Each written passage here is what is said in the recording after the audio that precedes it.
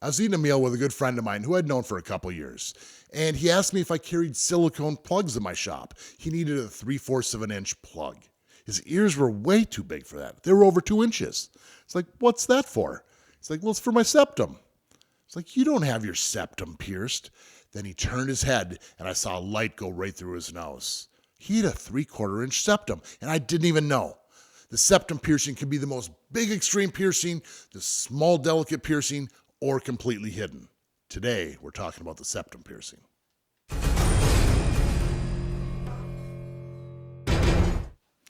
The septum piercing, also known as the bull ring, is a very popular piercing these days. Back in the day, society didn't look so highly upon it, and it was a very rare thing for me to pierce. Today, I pierce them every day, so let's talk about it.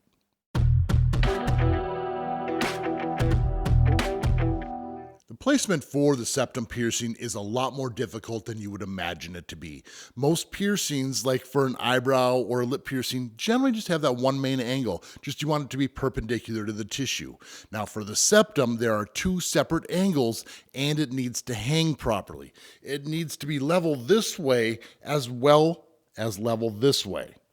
If they're off, it is very, very obvious. So when it comes to the placement, make sure you bring it towards the tip of the nose, and then you want to find that sweet spot, that really, really thin spot of tissue, and that's where we're going to do the piercing.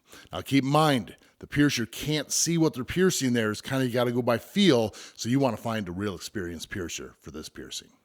Now, as far as jewelry options go, there are a couple options which I would suggest you start off with. Number one would be a circular barbell, or start off with a septum retainer. Both of these options, you should be able to tuck it up in your nose because the less it moves, the better it heals. And we'll talk more about that in a little bit.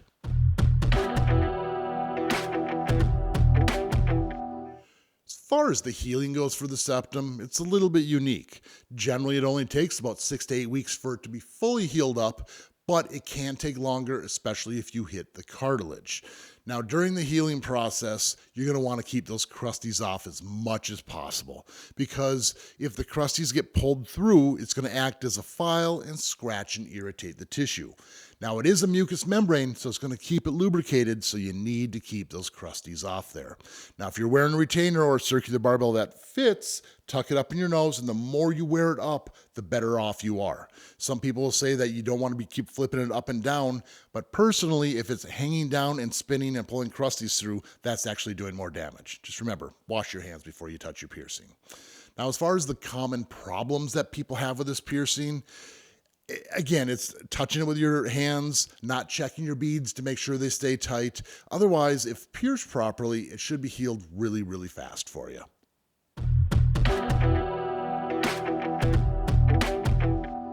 I've talked to a lot of people about their septum piercing experience, and I've heard everything under the sun, to the least painful to the most extreme. I've had it done. I know how it feels. Let's take a look at the painometer and see what it says.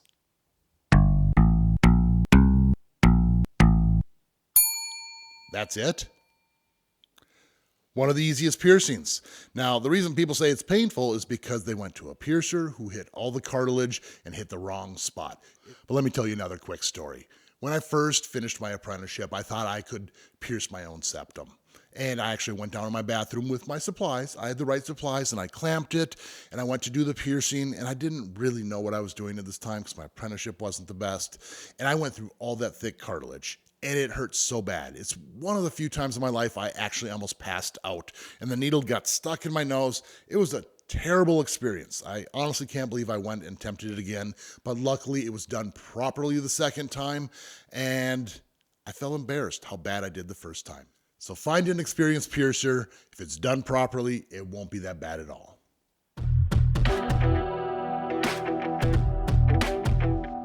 One of the most common questions that people ask me when I'm piercing them is what my favorite piercing to do is. Generally, I tell people after piercing this long, it doesn't matter what piercing I'm doing, it's about the experience in the room. But if I did have to pick one favorite piercing to do, I would say it's septum. I love this because it's so extreme and beautiful, hideable, and anyone can have it. You can have it with any job, and the jewelry options are insane. Once everything heals up, you have all these different clickers. You can put gold, titanium. You can do a tight ring. I even have mine stretched out to a 2 gauge. I can't wear it anymore because of my plugs in my nose. They push the plugs out and it looks all weird. I know, it looks weird, huh? But anyways, I love the septum piercing. If I didn't have my nose plugs in, I would totally have my septum ring in. Now, if you learned anything, give me a like, subscribe, hit the bell, and keep in mind, if you ever wanted to get pierced while you're here in Vegas, look me up, piercing.vegas, and I'm at Piercing Vegas right off the strip. Thanks for watching. Keep putting holes in your body. See you in the next video.